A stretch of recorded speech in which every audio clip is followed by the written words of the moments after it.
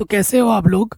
आशा करता हूँ आप लोग अच्छे होंगे। और आज के वीडियो में हम ये जो टेस्ट सीरीज हम लेके आए हैं, यहाँ पर हम ऐसे ऐसे प्रश्नों को लेके आए हैं जो कि बोर्ड एग्जाम में सभी प्रश्न पूछे भी गए हैं। ठीक है, टेस्ट तो है ही है, साथ ही ये इम्पोर्टेंट क्वेश्चन है। बाकी मैंने चैप्टर वाइज पूरी एनसीईआरटी करा रखी है, वन शॉट रिवीजन वीडियो बना रखे हैं, इंपॉर्टेंट क्वेश्चन करा रखे हैं, मॉडल पेपर करा रखे हैं। सारी लिस्ट लिंक्स मिल जाएगी डिस्क्रिप्शन पे। वीडियो को लाइक करने में कंजूसी ना करें। चलिए वीडियो को स्टार्ट करते हैं। तो अब मेरे साथ साथ कमेंट सेक्शन में आप भी अपना उत्तर दे दे रहना, ठीक है, क्योंकि ये टेस्ट सीरीज है, उसी हिसाब से लेना है। पहले आपको खुद ट्राई करना है, उसके बाद आंसर देखना है। क्वेश्चन हमसे क्या बोल रहे हैं, निम्न में से किस द्विघात बहुपद के शून्यकों का योग -3 और गुणनफल 2 है। तो शून्यकों का योग बोले तो अल्फा प्लस बीटा हमारे पास -3 है, और गुणनफल हमारे पास अल्फा गुणा बीटा हमारे पास 2 है। हमें निकालना है द्विघात बहुपद। हमें क्या निकालना है, द्विघात बहुपद। ये चीज हमें निकालनी है, जिसका सूत्र होता है x² शून्यकों का योगफल प्लस शून्यकों का गुणनफल। अब हमें मान दे रखा है, शून्यकों का योगफल है -3x, -3 या x, और शून्य का गुणनफल कितना है, 2 है। तो आप जानते हैं माइनस गुणा माइनस क्या होता है दोस्तों, प्लस होता है। तो हमें हमारा उत्तर मिलेगा x² + 3x + 2। ठीक है, यानी कि जो हमारा पहला ही ऑप्शन होगा वो बिल्कुल सही हो जाएगा, कोई डाउट नहीं होगा। ठीक है जी, नेक्स्ट क्वेश्चन पे आ जाते हैं। सारे क्वेश्चन वेरी वेरी इंपॉर्टेंट है। कह रहे के किस मान के लिए समीकरण के मूल वास्तविक तथा अन्य नहीं है, यहाँ पर भिन्न भिन्न है। तो वास्तविक भी हो भिन्न भिन्न भी हो, उसकी कंडीशन क्या होती है कि विविक्तिकर का मान धनात्मक होता है, 0 से बड़ा होता है। ठीक है, और विविक्तिकर का सूत्र क्या होता है, b² - के 4ac। ये चीज क्या होगी, 0 से बड़ी होगी। प्रश्न में आ जाओ, ए क्या है हमारे पास, ए होता है x² का गुणज, बी क्या होता है x का गुणज, और सी क्या होता है अचर पद। ठीक है, इन मानों को उठाकर यहाँ पर हम रख देंगे।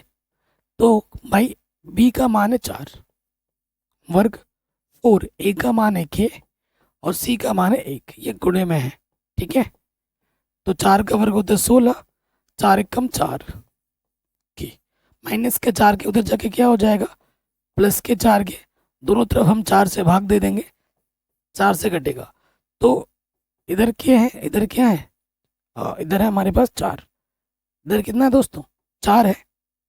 क्या दबा दे रहा हूँ भाई। तो के का मान 4 से बड़ा होगा। ऑप्शन नंबर बी हमारा बिल्कुल सही हो जाएगा। ठीक है, बाकी एक बार डिस्क्रिप्शन जरूर चेक करें, कंजूस तो बिल्कुल मत बनना यार, लाइक जरूर कर देना। अगला क्वेश्चन है कि इस एपी मतलब अरिथमेटिक प्रोग्रेशन समांतर श्रेणी, इस एपी के पदों की संख्या ज्ञात करनी है। एपी है, एपी का जो प्रथम पद है वो है 13।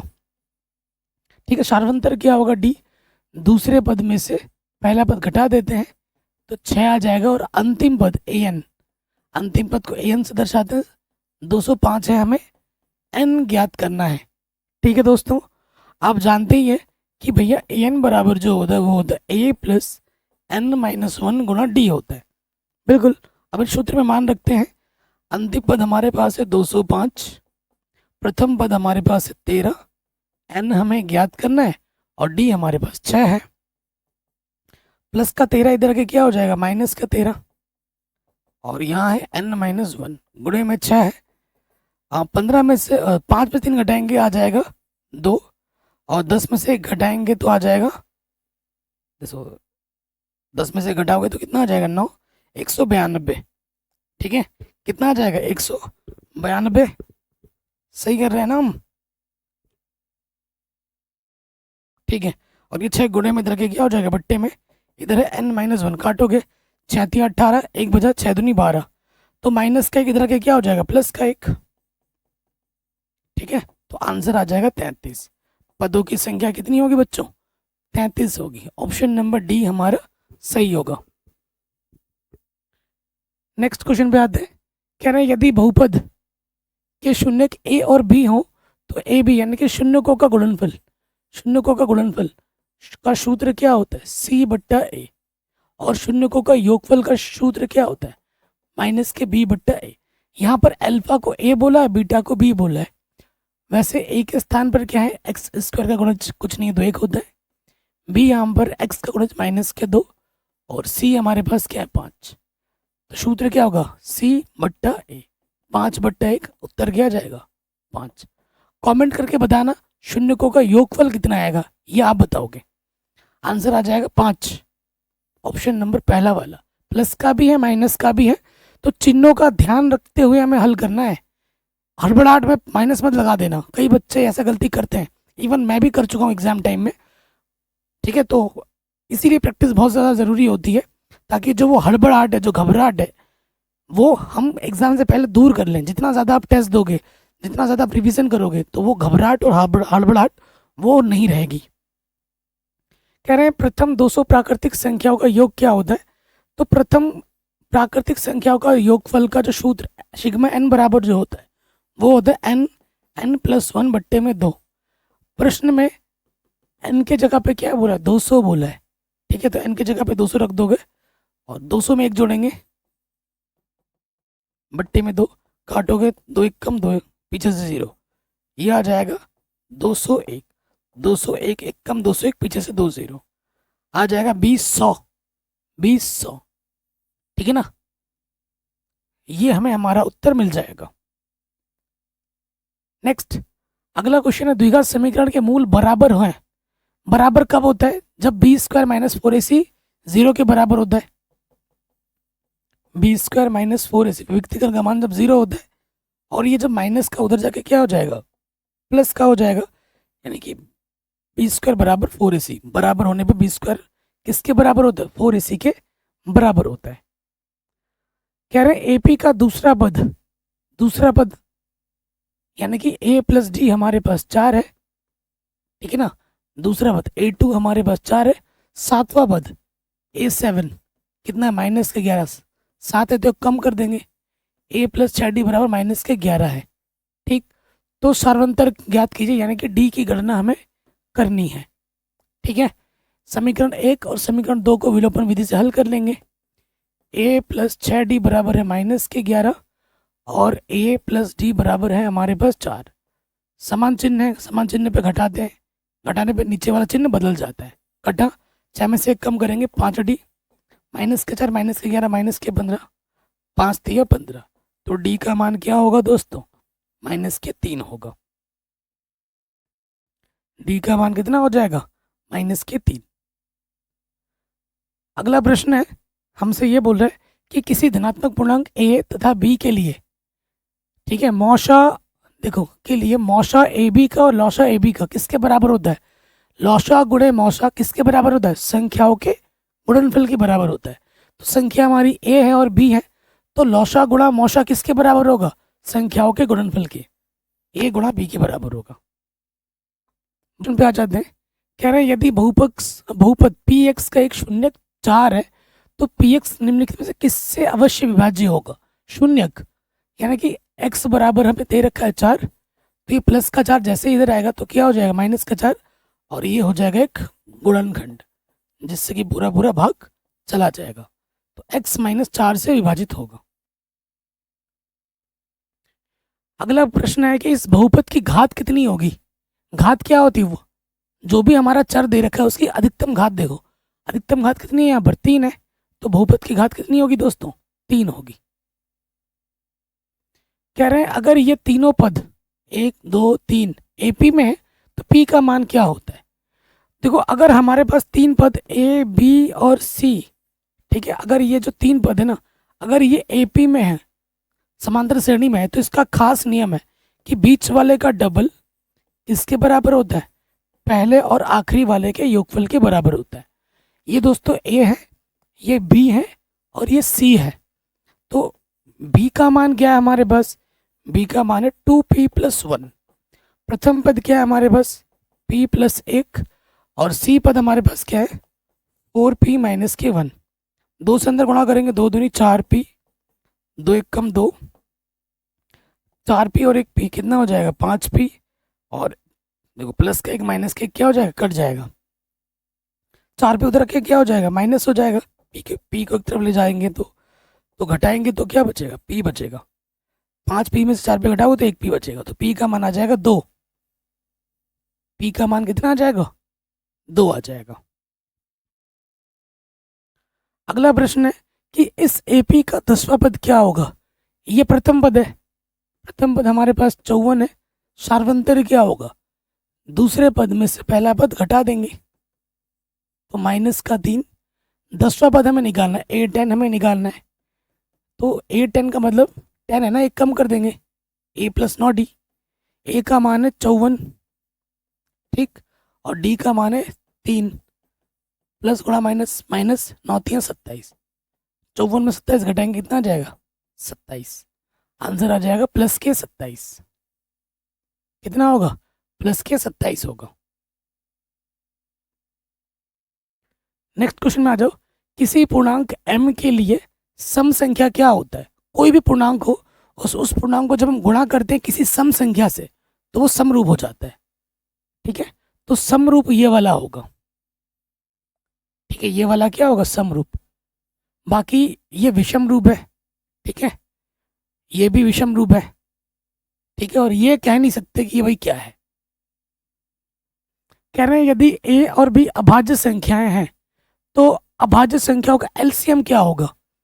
देखो सिंपल सी बात है, कभी भी अभाज्य संख्या हो, दो या दो हो या दो से ज्यादा हो, अगर आपसे एलसीएम पूछा तो उनको आपस में क्या कर दो? गुणा कर दो। तो एलसीएम क्या हो जाएगा? A B. एलसीएम क्या हो जाएगा? A B. और अगर आपसे एचसीएफ पूछता है मौशप, तो अभाज्य संख्याओं का मौशप चाहे दो हो या कितनी ही संख्याएं क्यों ना हो, उनका मौशा सदैव एक होता है। अगर प्रश्न पूछता है मौशा एचसीएफ तो कितना होता है? एक होता। नहीं पूछा है, मैंने बता दिया। कह रहे इस एपी का कौन सा पद शून्य है? मान लेंगे कि भैया nवा पद शून्य है, कौन सा पद यानी कि n निकालना है। प्रथम पद कितना है? 21। सार्वंतर कितना होगा? दूसरे पद से पहला पद घटा दो -3। आप जानते हो n बराबर होता है a प्लस n-1 गुणा d होता है, ठीक है। तो हमारे पास an क्या है? 0 है, प्रथम पद है 21, n हमें निकालना है, d हमारे पास है -3, प्लस का 21 इधर आके क्या हो जाएगा? माइनस, और ये 3 गुणे में माइनस इधर आके बट्टे में आ गया, माइनस से माइनस कटा, 3 से 21, माइनस का इधर आके क्या हो जाएगा? प्लस। तो n का मान बच्चों कितना हो जाएगा? 8। n कितना होगा? उत्तर होगा 8वां पद हमारा शून्य होगा। 8वां पद क्या होगा? शून्य होगा। अगले प्रश्न में हम आ जाते हैं। कह रहे हैं द्विघात समीकरण का विवेचक, विवेचक को अगले भाषा में हम विविक्तिकर भी कहते हैं, ठीक है। विविक्तिकर कहो या विवेचक कहो, अंग्रेजी में बोलता है डिस्क्रिमिनेंट। इसका सूत्र होता है d बराबर b² माइनस के 4ac। हर साल एग्जाम में आता ही आता है। a क्या है इस प्रश्न में? x² का गुणज 3, b क्या है? -2 x का गुणज, और c क्या है हमारे पास? अचर पद 1/3। सूत्र में रखो, b का मान है -2 वर्ग, और a का मान है 3, c का मान है 1/3। 3 से 3 घटा, माइनस का वर्ग करने प्लस होता है 2 दूनी 4, 4 1 कम 4, 4 में से 4 घटाएंगे कितना आ जाएगा? 0, शून्य। तो हमें हमारा उत्तर मिलेगा 0।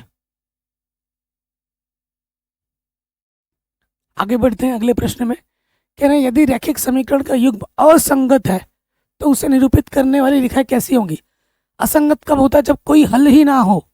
और कोई हल ना कब होता है? समांतर रेखा, क्योंकि कभी ये बिंदु आपस में टच ही नहीं करती है। जब रेखाएं टच करती हैं ना तब हल होता है, जब टच ही नहीं करेगी तो हल नहीं होगा, है ना। तो समांतर रेखा में। और हल कब कब होता है? एक तो जब प्रतिच्छेद करेगा, और दूसरा जब संपाती होंगे तो हल होगा, तो संगत होगा। कह रहे हैं यदि बहुपद, ये बहुपद कैसा है? त्रिघातीय बहुपद है, क्योंकि x की अधिकतम घात कितनी है? 3 है, ठीक है। तो ये त्रिघातीय बहुपद है, तो 3 घात है ना, तो शून्य कितने होंगे दोस्त? 3 होंगे।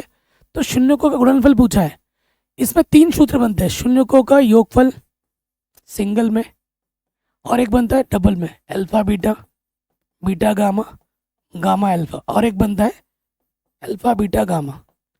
सूत्र याद करना भी सिखा दे रहा हूँ, सबके बट्टे में ए आएगा ही आएगा, ठीक है। माइनस के b अपॉन है, सी अपोन है प्लस के माइनस का डी अपोन है। ठीक है, ये 3 सूत्र होते हैं याद, B C D, minus plus minus. अब प्रश्न में आ जाओ, ए क्या है, एक्स की घात 3 का गुणज, बी क्या है, एक्स स्क्वायर का गुणज, सी क्या है, एक्स का गुणज, और डी क्या है हमारा अचर पद। तो रखो डी हमारा माइनस के साथ, ए हमारा है कितना 4, उत्तर आ जाएगा माइनस के 7/4। पहला ऑप्शन हमारा बिल्कुल सही हो जाएगा। अच्छा, बाकी 2 चीजें आप कमेंट करके बताओ क्या आएगी। सूत्र तो मैंने बता ही दिया है, लिखवा ही दिया है। कह रहे इस एपी का 7वां पद का मान क्या होगा। ये एपी है 7वां पद, A7 यानी कि 7 है ना, एक कम कर देंगे, A + 6D। प्रथम पद कितना है 5, देखो 5 के बाद क्या है 7, 5 में 2 जोड़ा यानी कि D कितना होगा 2 होगा, 6 दूनी 12, 12 और 5 कितना होगा 17। ठीक है ना। नेक्स्ट कह रहे हैं ये क्या है 1 से 2 प्राकृतिक संख्याओं का योगफल सिग्मा n। अभी मैंने सूत्र लिखाया था, सिग्मा n का सूत्र क्या होता है n+1/2। ठीक है, ये चीज होती है। तीसरा ऑप्शन सही हो जाएगा।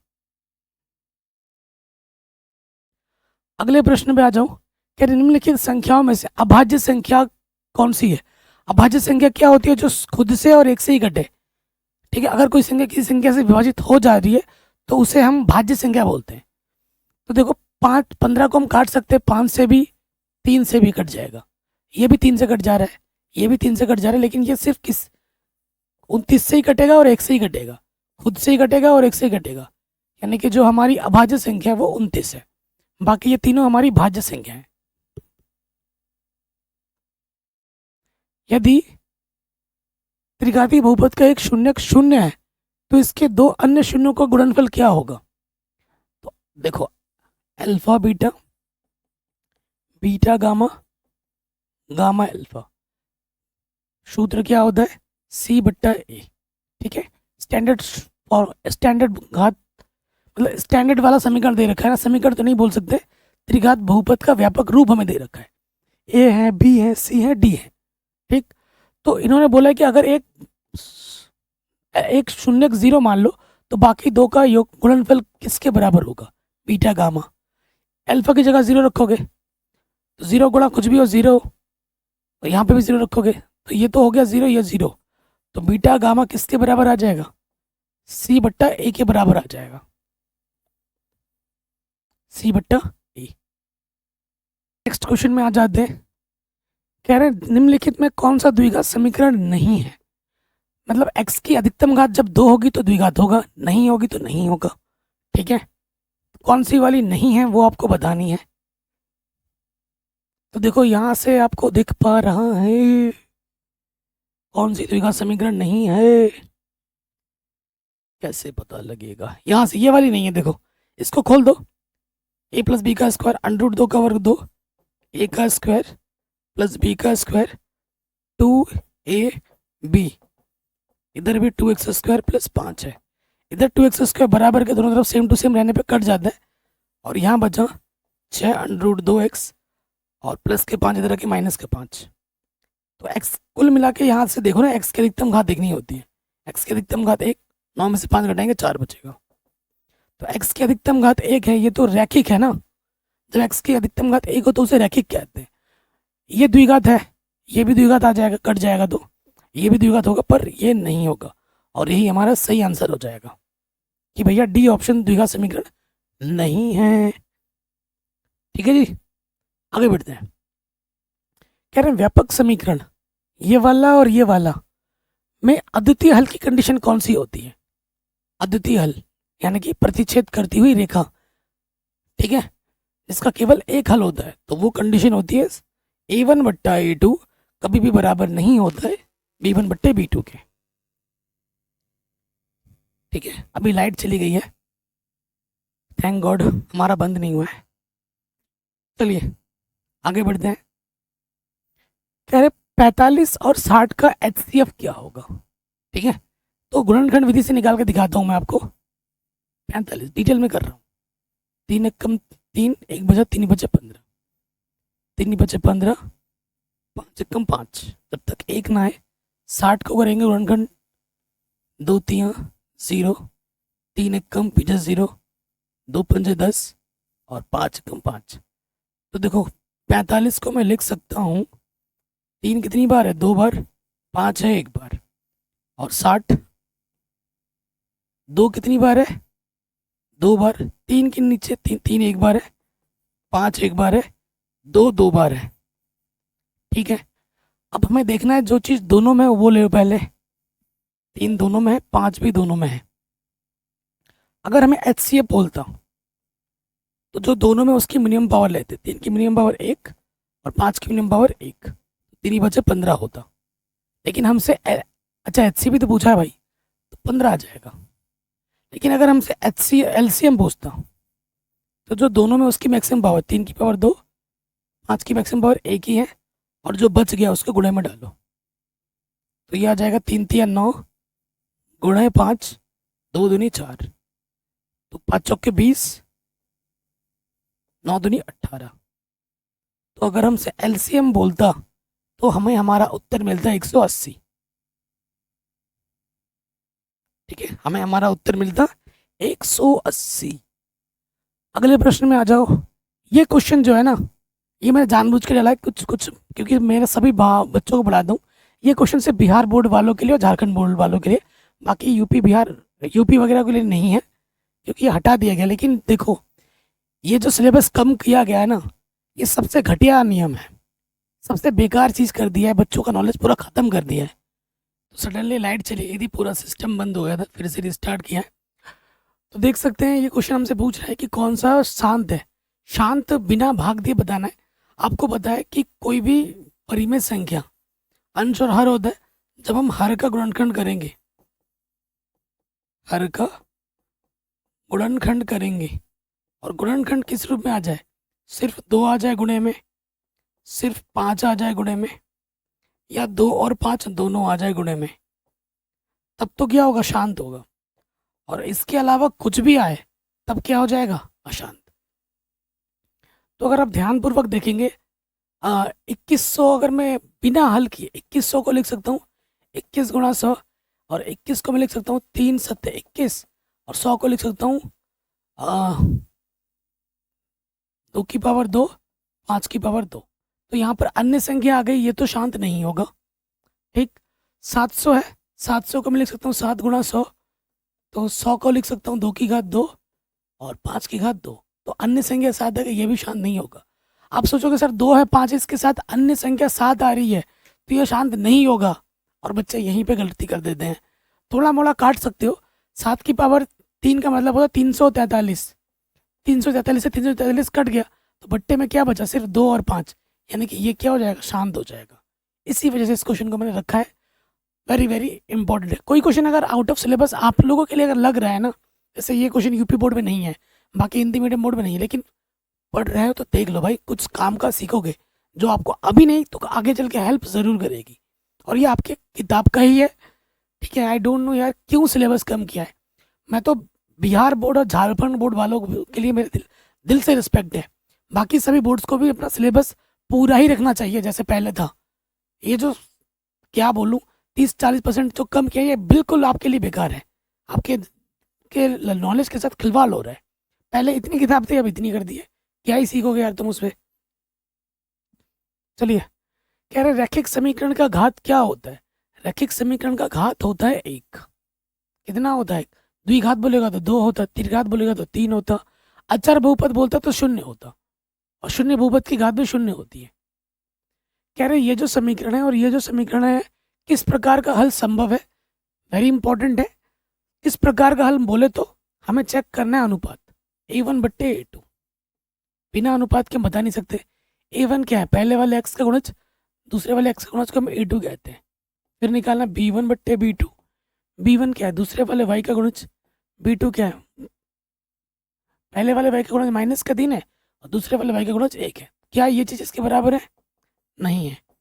A1 बट्टा A2 बराबर नहीं है B1 बट्टा B2 के, तो क्या होगी, प्रतिच्छेद करती हुई रेखा होगी और केवल एक हल होगा, वास्तविक एवं अद्वितीय, अद्वितीय हल होगा इसका। ठीक, कह रहे पी एक्स का एक शून्य क्या होगा, शून्य क्या होता है जो बहुपद को शून्य बना दे, ठीक है ना। तो एक्स की जगह पे 2 रख के देखो, जहां जहां एक्स है वहां 2 रख के देख रहे हैं, ठीक है। ऑप्शन से आंसर निकालें, 2 दूनी 4, 3 दूनी 6, -4, तो ये 0 नहीं आया तो ये ऑप्शन नहीं होगा। 4 रख के देखो, 4 रखेंगे, 4 चौको 16, 4 तिया 12, तो 16 में से 16 घटाएंगे 0 आ जाएगा। तो क्या ये शून्यक होगा, कितना होगा, 4 होगा, ठीक है। इस अब कुछ कुछ अगर मिलते जुलते क्वेश्चन आएंगे तो वो मैं आपके लिए होमवर्क दूंगा और उसे आप ज़रूर करोगे, ठीक है। कमेंट में बताना है। देखो पहला पद हमारे पास क्या है, 21, शार्वंतर क्या है, दूसरे पद में से पहला पद घटा दो, कितना आ जाएगा 21, अंतिम पद कितना है 210, को एन निकालना है। तो थोड़ा सा अगर स्मार्ट बनो, ये है 21 का पहाड़ा और 21 ढाई 210, बिना हल के भी आप आंसर बता सकते हो कि भैया इसमें 10 पद होंगे। वैसे तो सूत्र है ही हमारे पास, एन बराबर ए प्लस एन माइनस 1 गुना डी, इससे भी आंसर आ जाएगा। थोड़ा स्मार्ट भी बनना है, हर बार कलम चलाइए जरूरी नहीं है ना, क्वेश्चन को देख के ऑब्जर्व कर रहे हैं कि भैया 21 का पहाड़ा 21 ढाई 210, 10 पद होंगे इसमें। दो क्रमिक सम संख्या होगा, एचसीएफ कितना होता है, जैसे एक सम संख्या 2 ले लिया, दूसरा 4 ले लिया, एचसीएफ बोला तो 2 को मैं लिख सकता हूँ 2 की घात 1, 4 को लिख सकता हूँ 2 की घात 2, दो दोनों में एचसीएफ में क्या होता है, जो दोनों में उसकी न्यूनतम घात आ जाती है, तो कितना होगा, 2 होगा।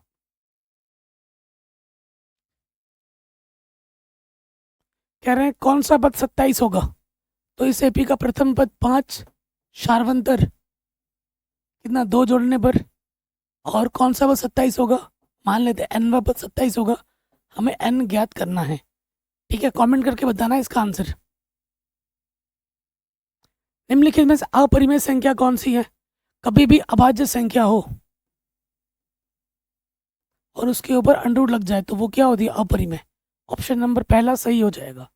अच्छा अपरिमेय नहीं है बोला है, तो देखो अंडर 3, ये अपरिमेय बट्टे परिमेय, अपरिमेय को परिमेय से भाग देने पर अपरिमेय ही आता है। ये अपरिमेय बट्टे अपरिमेय, अपरिमेय बट्टे अपरिमेय क्या होता है, अपरिमेय, ठीक। 75 को लिख सकते हैं 25 तिया 75, 25 का वर्गमूल 5, अंडर में 3, 16 तिया 16 का वर्गमूल 4, अंडर 3 से अंडर 3 घटा 5 बट्टे 4 पी बट्टे क्यू के रूप में, तो ये क्या है, परिमेय संख्या है, बट्टे में 0 नहीं है, ठीक। कह रहे हैं जब एपी के प्रथम पद 2 शार्वंतर 3 हो तो एपी का 3 पद क्या होगा, प्रथम पद 2 है, शार्वंतर 3 है, तो पहला पद 2, 2 में आप 3 जोड़ोगे तो क्या आ जाएगा 5, 5 में आप 3 जोड़ोगे तो कितना आ जाएगा 8, हमें शार्वंतर जोड़ना पड़ता है, 2 5 8, 2 5 8 होगा। 64 के वर्गमूल को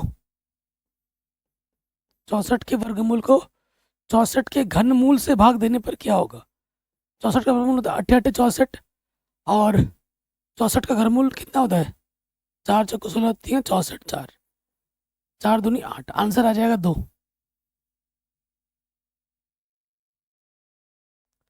कह रहे हैं इसका विवेचक क्या होगा, विविक्तिकर क्या होगा, सूत्र क्या होता है, बी स्क्वायर माइनस का 4ac, बी देखो ए हमारे पास है 3 अंडर 3 एक्स स्क्वायर का गुणज, बी है हमारे पास 10 एक्स का गुणज, और सी हमारे पास है अंडर 3, बी स्क्वायर 10 का स्क्वायर, और ए का मान है 3 अंडर 3, सी का मान है अंडर 3, 10 का वर्ग 100, 4 तिया 12, अंडर 3 गुना अंडर 3 सिर्फ 3, 100 12 तिया 36, घटाओगे तो कितना आ जाएगा 64, ठीक है। कह रहे हैं बहुपद के मूलों का गुणनफल 8 है तो ए का मान क्या होगा, मूलों का जो गुणनफल है वो 8 दे रखा है, यानी कि मूलों का गुणनफल का सूत्र होता है सी बट्टा ए, ये 8 है। प्रश्न में आ जाओ, ए क्या है, एक्स का गुणज कुछ नहीं तो 1 होता है, बी एक्स का गुणज माइनस के 9, और सी हमारे पास क्या है ए, सी की जगह पर ए और ए की जगह पर 1, किसी भी संख्या को 1 से भाग देते हैं वही संख्या ऊपर वाली आ जाती है। ए का मान होगा 8।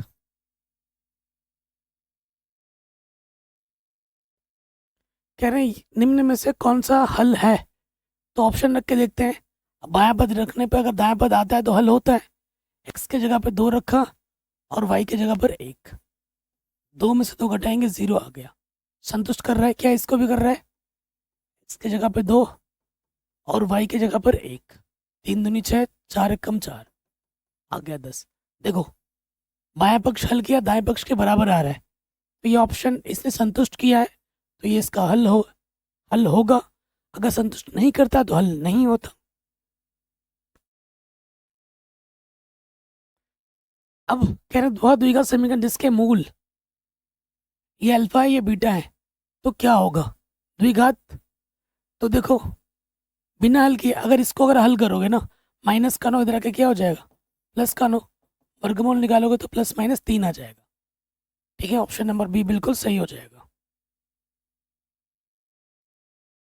कह रहे हैं दो चर वाले रैखिक समीकरण, एक ही समीकरण दे रखा है आपको, a x plus b y plus c बराबर 0 के कितने अधिकतम हल संभव है।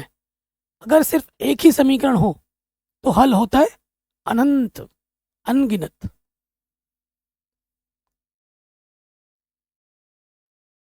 नेक्स्ट कह रहे ये क्या है, ऊपर क्या है दोस्त, √3, इसको मैं लिख सकता हूँ 4 3 12, 4 का वर्गमूल 2, √3, √3 एक कम √3, 1/2, ये आ गया p/q के रूप में, जहाँ बट्टे में 0 नहीं है, यानी कि ये क्या है, एक परिमेय संख्या। ये क्या है, एक परिमेय संख्या। फिर बताना है कि अगर ये समीकरण और ये समीकरण असंगत है तो k का मान क्या होगा। असंगत मतलब समांतर, a1/a2, b1/b2 बराबर नहीं होते c1/c2। ये असंगत की कंडीशन है। किसकी कंडीशन, असंगत की। a1 क्या है, x का गुणज, a2 क्या है, दूसरे वाले x का गुणज, 2k - k1, स्टार्टिंग के दो बराबर ले लो, है ना। b1 क्या है, दूसरे वाले y का गुणज, और यहाँ से y का गुणज क्या, k - k1, तिरछे गुणा कर दोगे, 3 के 3 एक कम 3, किसी भी संख्या को 1 से गुणा कर दें वही आ जाता है। k को एक तरफ लाओ, प्लस का 2k इधर आके माइनस का 2k, और माइनस का 3 इधर आके प्लस का 3, 3 में से 2 घटाओगे 1 बचेगा, 3 में से 1 घटाएंगे 2 बचेगा, k का मान आ जाएगा 2। k का मान कितना आ जाएगा दोस्तों, 2। कह रहे हैं यदि किसी AP का सामान्य पद इतना है तो इसका सार्वंतर क्या होगा। तो सार्वंतर हमेशा n का गुणज होता है, ऐसे पदों में हमें an दे रखा है, ठीक है। तो सार्वंतर क्या होगा, n का गुणज। n का गुणज कितना है दोस्त, 3 है, सार्वंतर 3 होगा। इस श्रेणी का 10वां पद बताना है। देखो प्रथम पद हमारे पास कितना है, -40, सार्वंतर क्या है, दूसरे पद में से पहला पद घटा दो, 40 में से 15 घटा देंगे तो कितना आ जाएगा, 25। आपको 10वां पद निकालना है, यानी कि एक कम कर देंगे, a + 9d। प्रथम पद है -40 और d हमारे पास है 25, 25 नंबर 125, सॉरी क्या बोल रहा हूँ, 25 नंबर 225, और उसमें से हमें 40 घटाना है तो ये आ जाएगा 185, ऑप्शन नंबर डी। ठीक है, ऐसे अब ये वाला प्रश्न मेरी तरफ से होमवर्क है, इसे आप कमेंट सेक्शन में करके बताएंगे, ठीक है। इसका हल कैसा होगा, प्रकृति चेक करनी है, जब भी प्रकृति चेक करनी है अनुपात निकालना है। a1 क्या है दोस्त, पहले वाले x का गुणज, a2 क्या है, दूसरे वाले का, ठीक है, 4 है, 2 एक कम 2, 2 दूनी 4, तो आंसर आ जाएगा एक a1/a2 का 1/2, b1/b2 निकालो भाई, y का गुणज है 1, दूसरे वाले y का गुणज है -2। ये चीज़ और ये चीज़ बराबर है क्या, बिल्कुल बराबर नहीं है, और जब बराबर नहीं होती है तो अद्वितीय हल होता है, केवल एक हल होता है, कोई हल नहीं, दो हल, अद्वितीय हल। अद्वितीय हल का मतलब एक हल।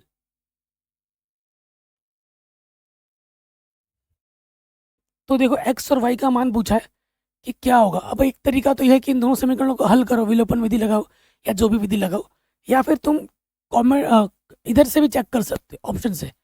ठीक है, मैं क्या कर रहा हूँ, एक्स की जगह पर एक, वाई की जगह पर एक, एक्स की जगह पर दो और वाई की जगह पर एक रख के देखता हूँ। अगर लेफ्ट हैंड हल करने पर राइट हैंड मिलता है तब तो आंसर आएगा। और थोड़ा सा स्मार्ट बनना है। देखो यहाँ पर 149 है, ठीक है, तो 149 क्या आएगा, जब इसमें से ये वाला घटाओगे तो ये वाला बड़ा होगा, ये वाला छोटा होना चाहिए। तो ये रख के देखो, ये शायद हो जाए, ये तो नहीं होगा कतई, क्योंकि दोनों प्लस करोगे इससे ज़्यादा हो जाएगा। तो 2 एक्स की जगह पे 2 रखो, 173 गुणा 2, और वाई की जगह पे मैंने माइनस का 1 रखा। 2 3 6, 2 7 14, 2 1 कम 2 और 1 3, 97 कम 97, और 16 में से 7 घटाएंगे तो 9 बचेगा। ठीक है, 13 में से 9 घटाएंगे 4 बचेगा, ये आ गया 149। ऑप्शन नंबर डी सही हो गया। इसने इसको संतुष्ट किया तो यही इसका हल होगा। एक्स का मान 2 होगा, वाई का मान माइनस का 1। कह रहे संख्या रेखा जिसे हम बोलते हैं नंबर लाइन, प्रत्येक बिंदु किस बिंदु को हम दर्शाते हैं, जो भी वास्तविक संख्या होती है, चाहे वो कैसी भी वास्तविक संख्या क्यों ना हो, उसको हम संख्या रेखा पर आराम से दर्शा सकते हैं। कोई भी वास्तविक संख्या हो, एक प्राकृतिक संख्या वास्तविक संख्या के अंतर्गत ही आती है, वास्तविक संख्या के अंतर्गत ही परिमेय संख्या आती है, और वास्तविक संख्या के अंतर्गत ही एक अपरिमेय संख्या भी आती है। तो आंसर क्या होगा, एक वास्तविक संख्या, ऑप्शन नंबर पहला। कह रहे हैं 0 और 50 के बीच विषम संख्याओं की संख्या कितनी है। 0 और 50 के बीच विषम संख्या है 25, और सम भी बोलेगा तो 25। सिंपल, ठीक है। कह रहे हैं ये 5.233 रिपीट कर रहा है। अगर दशमलव प्रसार अशांत है, लेकिन कोई चीज़ अगर बार बार रिपीट कर रही है, ठीक है, तो वो क्या होती है, वो एक परिमेय संख्या होती है। उसे हम P/Q के रूप में लिख सकते हैं।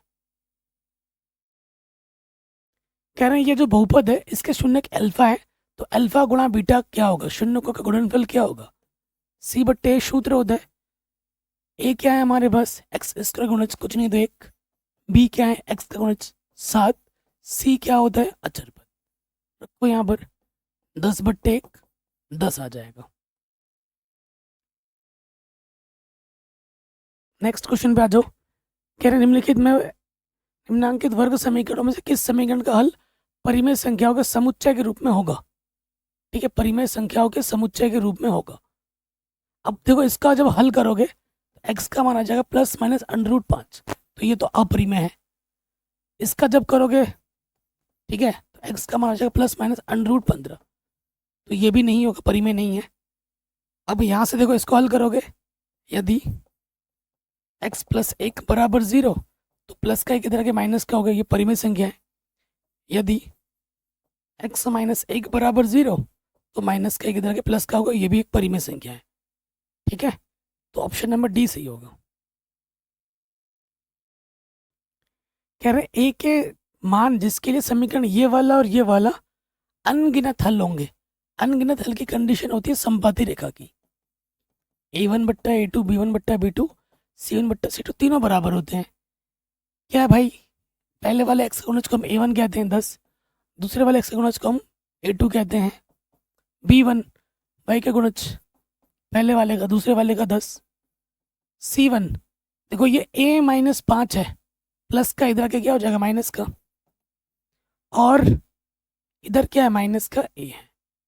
तो देखो किसी को भी बड़ा ले लो, 5 × 5 5 दूनी 10, इन दोनों को ले लो, माइनस से माइनस कटा, 1/2 a-5 a, तिरछे गुणा करोगे 2a 2 5 10, a 1 come a, plus का इधर के माइनस का हो गया, माइनस का 10 उधर जाके प्लस का 10 हो गया। 2a में से एक a घटाएंगे, एक a बचेगा, और a का मान आ जाएगा दोस्त 10। a का मान कितना होगा, 10 होगा।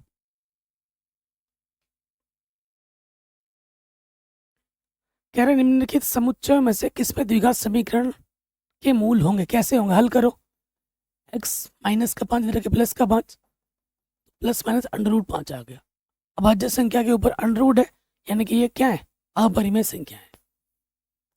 ये क्या सी हल देंगी, अपरिमेय संख्या वाली हल देंगी। कह रहे यदि दो चर में दो रैखिक समीकरणों के हल अनंत हो, जब अनंत हल आती है तो क्या होती है दोस्त? संपाती रेखा होती है। तो ये कैसी होंगी? संपाती रेखाएं। कौन सा द्विघात समीकरण नहीं है, ये आपको बताना है कि कौन सा नहीं है। ऐसा क्वेश्चन जस्ट थोड़ी देर पहले हमने किया था। कौन सा नहीं है ये आपको बताना है। तो ये नहीं है, ठीक है। जब हल करोगे इससे ये कट जाएगा। देखो, ए बी अगर शून्य का हो तो शून्य का गुणनफल निकालना है। शून्य का गुणनफल का सूत्र होता है सी बट्टे ए। ए की जगह पर है 1, बी की जगह पर है एक्स का गुणज -2, सी हमारा अचर पद 5 है। 5/1 कितना आ जाएगा? 5।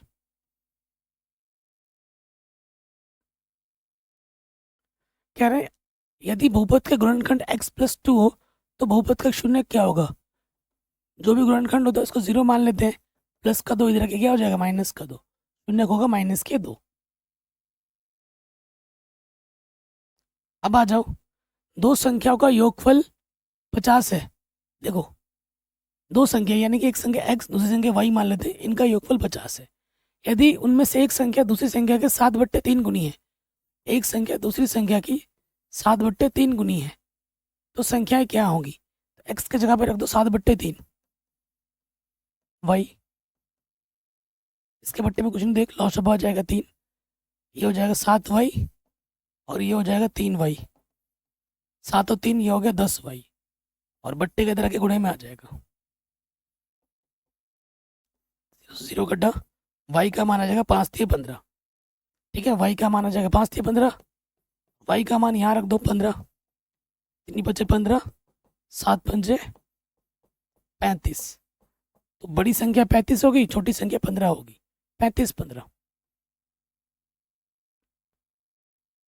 नेक्स्ट क्वेश्चन है, कह रहे संख्याओं इतने और इतने के एचसीएफ और एलसीएम का गुणनफल क्या होगा? ठीक है, सो देखो भाई, 50 का को हम लिख सकते हैं, 50 का गुणनखंड करोगे तो क्या होगा? 2 से काटोगे 2 कम 2, सॉरी 2 दूनी 4 और 2 पंजे 10, 5 बचे 25, 5 कम 5 और 25 का गुणनखंड क्या होगा? 5 बचे 25, 5 कम 5। तो 50 को लिख सकता हूँ मैं 2 गुणा 5 की घात 2, 25 को लिख सकता हूँ 5 की घात 2। एचसीएफ अगर निकालना है जो दोनों में उसकी मिनिमम पावर, दोनों में तो भाई क्या है? 5 है ना, 5 की पावर 2 यानी कि 25 हो जाएगा एचसीएफ।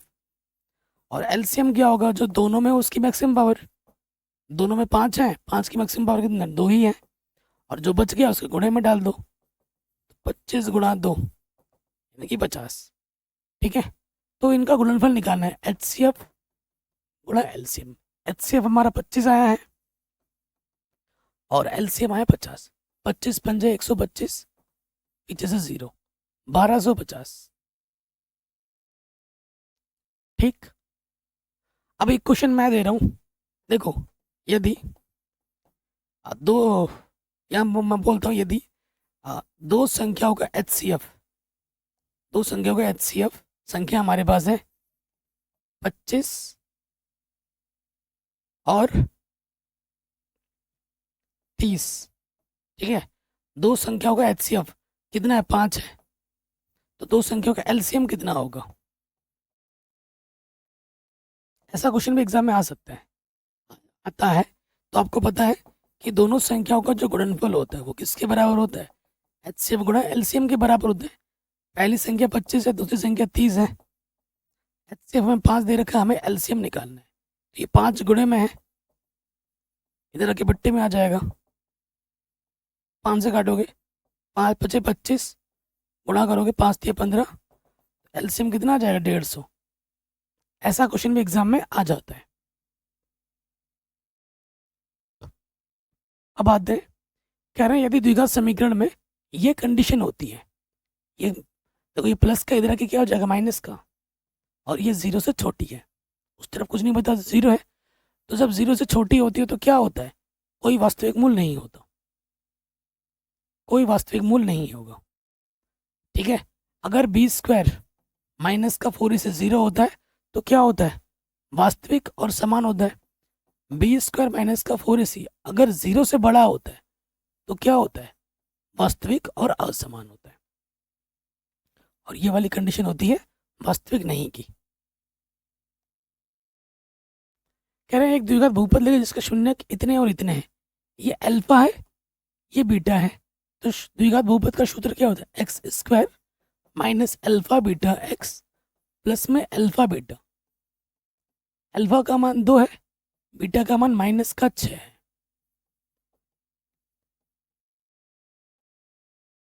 तो माइनस 4 बचेगा, माइनस सामने है तो ये प्लस का 4 हो जाएगा, 6 दूनी 12, एक्स स्क्वायर प्लस के 4x माइनस के 12।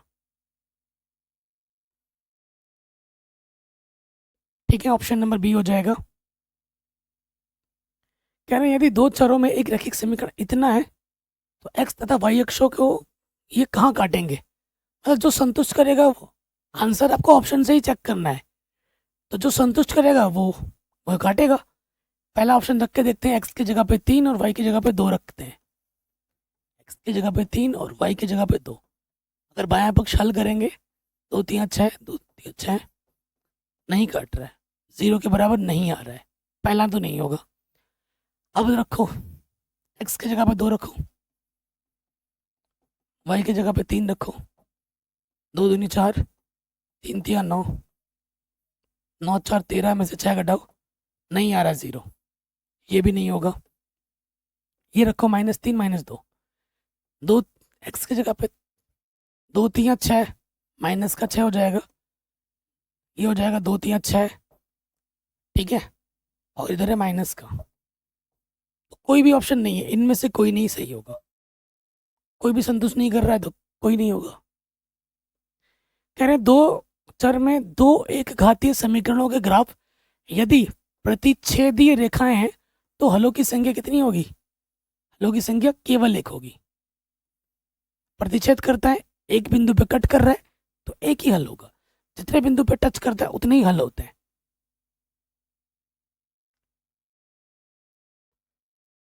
कह रहे हैं ये जो समीकरण है इसके मूलों का योग एवं गुणनफल का अनुपात क्या होगा? मूलों का योग अल्फा प्लस बीटा, मूलों का गुणनफल ये हुआ, ठीक है। अल्फा प्लस बीटा का सूत्र होता है माइनस का बी बट्टा ए, और गुणनफल का होता है सी बट्टे, इसके बट्टे में इसके बट्टे में इकट्ठा, आंसर आ गया माइनस के बी बट्टा सी। ए क्या है? 7x² का गुणज, बी क्या है? x का गुणज, सी क्या है? 18। रखो यहाँ पर, बी हमारे पास है -12 और सी हमारे पास है 18। 12 बट्टे 18, 3 6 दूनी 12, 6 3 18, आंसर आ जाएगा 2 बट्टे 3। बट्टे का मतलब होता है अनुपात, 2:3। ऑप्शन नंबर डी सही हो जाएगा। मूल जब बराबर होता है तो b² बराबर होता है 4ac के। यदि दो से अधिक अभाज्य संख्याओं का मौशा क्या होता है? अभी मैंने बोला था स्टार्टिंग में ही, दो या दो से अधिक जितने भी हों उनका मौशा हमेशा एक होता है। लौशा बोलेगा तो संख्याओं का क्या होता है? गुणनफल। इसका मूलों का योगफल क्या होगा? Alpha plus beta. सूत्र क्या होता है? माइनस के बी बट्टा ए। बी क्या होता है? एक्स का गुणज। ए क्या होता है? x² का गुणज। आंसर आ जाएगा -2।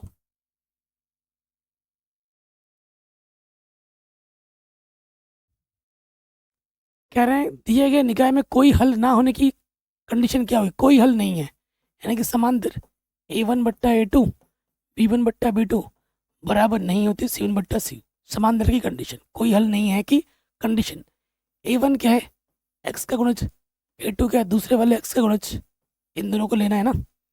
b1 क्या है? y का गुणज पहले वाले का, b2 क्या है? दूसरे वाले का गुणज y का, कुछ नहीं तो एक तिरछे गुणा करोगे, एक कम के और 3 दूनी 6, तो k का मान आ जाएगा 6।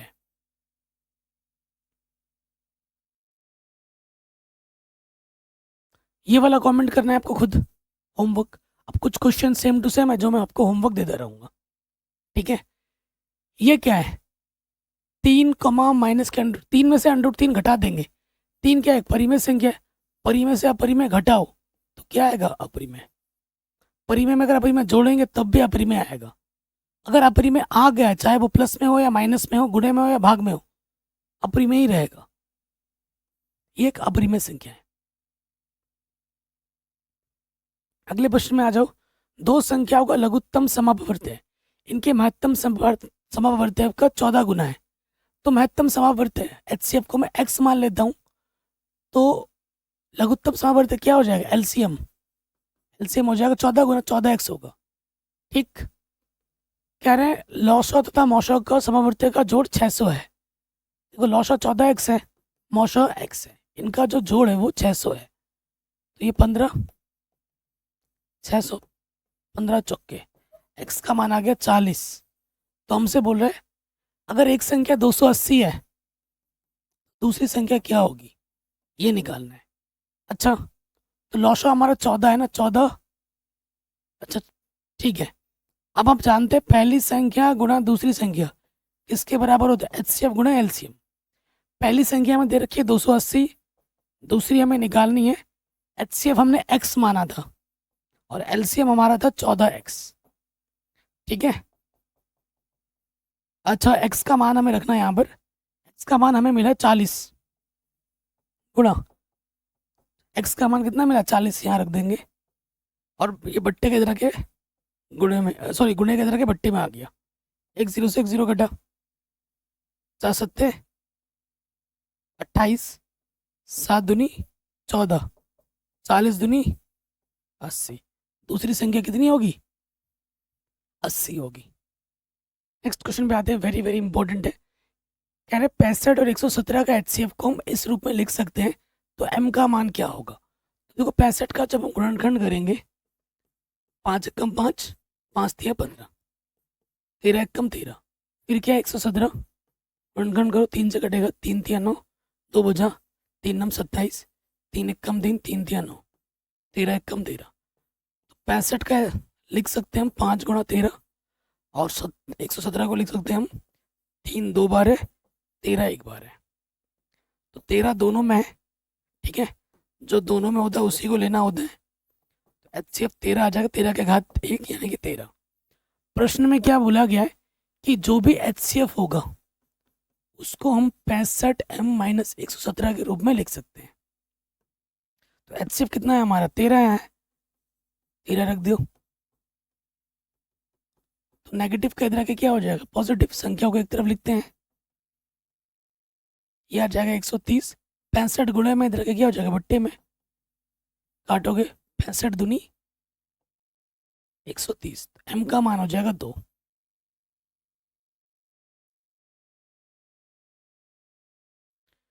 कह रहे हैं यदि ये वाला और ये वाला x बराबर 1 y बराबर 3 हो तो h के और k का मान क्या होगा? ठीक है, यहाँ पर h का मान क्या होगा? ये h है, और k का मान क्या होगा? पहले h बोला है फिर k बोला है, तो समीकरण को क्या करता है? ये संतुष्ट करता है। अरे यार ये कुछ ये वाला समीकरण कंप्लीट नहीं है, इधर बराबर 0 हो कि नहीं आई डोंट नो। मान लेते हैं 0 है। x की जगह पे क्या रखना है? 1 रखना है, और y की जगह पे क्या रखना है? 3 रखना है। और माइनस का 2 इधर के प्लस का 2 हो जाएगा, प्लस का 2 इधर के माइनस का 2, माइनस का 3 इधर के प्लस का 3, 3 गुणा में इधर के बट्टे में आ जाएगा। इसका मान आएगा माइनस के 1/3। अब इसमें भी रखो x की जगह पर एक हल दे रखा है ना, बस रख देना है। y की जगह पर 3, तो 1 कम 2, 3 के प्लस का 2 इधर के माइनस का 2 हो गया, ये 2 गुणे में है, इधर के बट्टे में आ जाएगा। तो k का मान होगा 1/2, ठीक है, और h का मान होगा माइनस के 1/3। तो यहाँ पे 2 होना चाहिए, फिर ये वाला ऑप्शन सही होगा।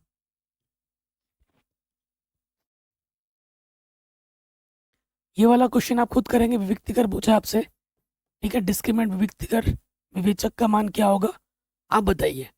डी बराबर सूत्र क्या होता है? b² माइनस के 4ac। इसका मध्य पद क्या होगा? ठीक है, बीच वाला पद। तो देखो इसमें कितने पद हैं, कुछ तो मिस्टेक है इस क्वेश्चन में। ऐसे करके होगा, आखिरी पद होगा 216, का मध्य पद निकालना है। पहले पदों की संख्या निकालेंगे, उसका फिर मध्य पद निकालेंगे। मध्य पद मतलब देखो, ए कितना है हमारे पास, 6 है, अंतिम पद है 216, और सारांतर क्या होगा, दूसरे पद में से पहला पद घटाओगे 7 आ जाएगा। तो आप जानते हो एन बराबर होता है ए प्लस एन माइनस 1 गुणा डी। एन हमारे पास है 216, प्रथम पद हमारे पास 6 और डी हमारे पास 7। प्लस का 6 इधर के माइनस का हो जाएगा, 210 बचेगा, 7 गुणे के इधर के बट्टे में आ गया, 7 या 21, पीछे से 0, माइनस का एक इधर के क्या हो जाएगा, प्लस का, एन का मान आ जाएगा 31। विषम है, एन क्या है, विषम। और जब विषम होता है तो मध्य पद क्या होता है, मध्य पद का सूत्र होता है एन प्लस 1 बट्टे में 2, यानी कि 31 बट्टे 31, क्या आया जल्दबाजी में, 31 प्लस 1 बट्टे में 2 यानी कि 32 बट्टे 2, यानी कि 16वां पद। अब 16वां पद आपको निकालना है। 16वां पद यानी कि ए प्लस 15 डी। प्रथम पद है 6, डी हमारे पास है 7। 6 15 छक्का 90, 15 सत्ते 105, 105 में जोड़ेंगे 6 तो कितना हो जाएगा, 111। तो जो मध्य पद होगा वो होगा 111। ठीक है, इसको आप हल कीजिए, हल करके अपना आंसर बताइए कमेंट सेक्शन में। एक्स को एक तरफ लेंगे, वाई को एक तरफ लेंगे। ठीक है, देखो ये नेगेटिव का इधर आके क्या हो जाएगा, पॉजिटिव का, और ये घटाना है इसमें से 0.37, और ये है 0.37x, उसमें से मुझे घटाना है 0.30 लिख सकता हूँ। तो घटाऊंगा तो मुझे मिलेगा ये चीज़, और यहाँ से मिलेगा मुझे 0.07 माइनस का, ये गुणे में है, इधर की बट्टी में आ जाएगा।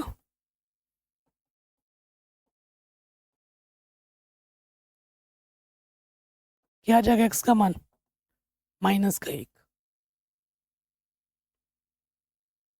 मूलों की प्रकृति बतानी है, मूलों की प्रकृति मतलब डी निकालना पड़ेगा आपको, विविक्तिकर निकालना पड़ेगा।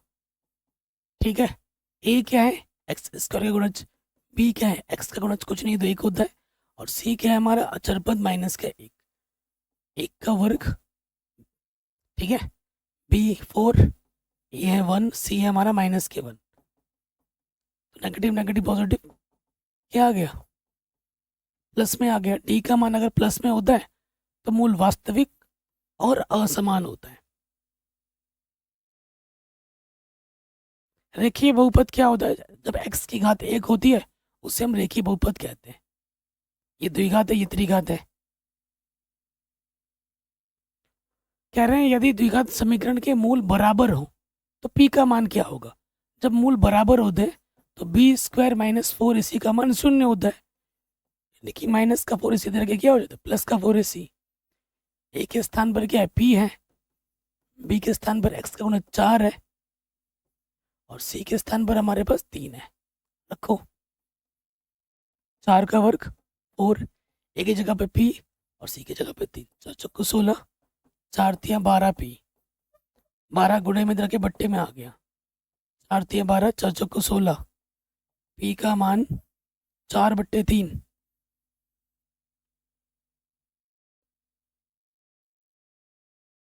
5005 के कितने अभाज्य गुणनखंड है, काटो, 5 एकम 5, 0 0, 5 एकम 5, किससे कटेगा, 7 से, 7 एकम 7, 30 हो गया, 7 चौको 28, 2 बजा 7 तिया 21, 11 एकम 11, 11 तिया 33, 13 एकम 13, 1 2 3 4 गुणनखंड है। कितने, 4 गुणनखंड है। कह रहे पी के किस मान के लिए समीकरण युग्म इतना और इतना। अरे भाई साहब ये कितना समीकरण लिख दिया है, ये क्वेश्चन गलत है, 3 लिख दिया, 2 समीकरण होना चाहिए, 3 लिख दिया है। फिर इसका आप होमवर्क दे रहा हूँ, बताइए शून्यकों का गुणनफल क्या होगा, सूत्र होता है C/A। कमेंट करके बताइए आंसर क्या होगा। ठीक है, शून्यकों का योगफल सूत्र होता है -के B/A। कमेंट करके बताइए क्या होगा। nवे पद का सूत्र क्या होता है? a प्लस n माइनस 1 गुणा d। an बराबर nवे पद का सूत्र। कौन सी संख्या अभाज्य संख्या है? 29। तीसरा पद क्या होगा? कमेंट कीजिए। a30। सूत्र क्या होता है? a plus 29d। प्रथम पद है 10 और d क्या होगा? दूसरे पद में से पहला पद घटा देंगे, माइनस के 3 आ जाएगा। प्लस माइनस माइनस 87 घटा दोगे तो कितना आ जाएगा? माइनस के 77।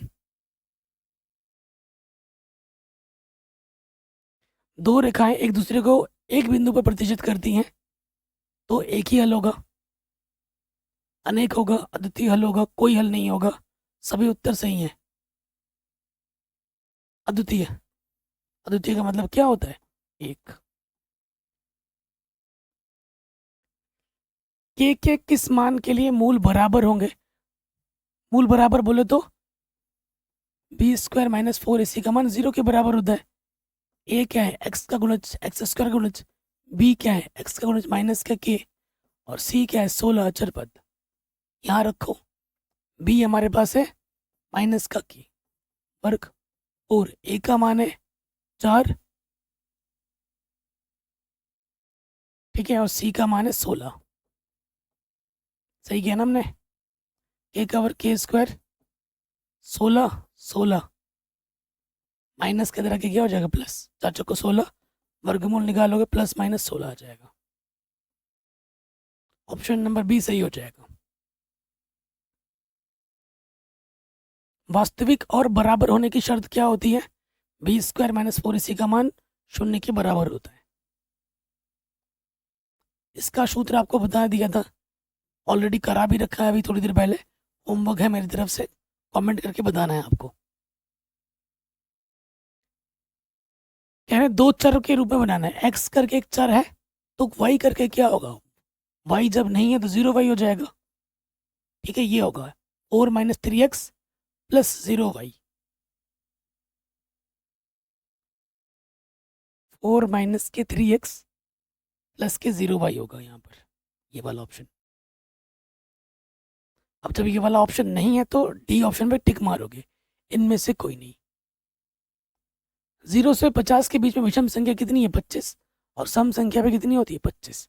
तो इस तरीके से मैंने अभी तो यहाँ पर बस 100 ही करा है, लेकिन मैंने आपके लिए चैप्टर वाइज हर चैप्टर के 100 MCQs करा रखे हैं, इसके लिंक्स मिलेंगे डिस्क्रिप्शन में। और सारे क्वेश्चन हटके हैं। आप सोचोगे रिपीट करेगा? बिल्कुल नहीं, सारे क्वेश्चन अलग अलग हैं, सारे क्वेश्चन बोर्ड एग्जाम में पूछे गए हैं। और इन क्वेश्चनों को जब करोगे ना, आपका कॉन्फिडेंस यहाँ से यहाँ पे आ जाएगा। पेपर के लिए ऑल द बेस्ट। एंड आप कमेंट करके बताइए आपको कितना आता था, आपके कितने सही थे और कितने गलत हुए, और आपने कितना सीखा। सीखना ज़्यादा ज़रूरी है। गलती हुई है तो कोई दिक्कत नहीं है, अगर कुछ क्वेश्चन आपसे नहीं भी आते तो अब आप सीख जाओगे, है ना। इसलिए test series very very important है। बाकी डिस्क्रिप्शन ज़रूर चेक करें, रेगुलर चैनल पे वीडियोस आ रही हैं, मैथ की भी और साइंस की भी, उनको भी ज़रूर देखें। अपना ख्याल रखें, मिलते हैं आपसे नई वीडियो में।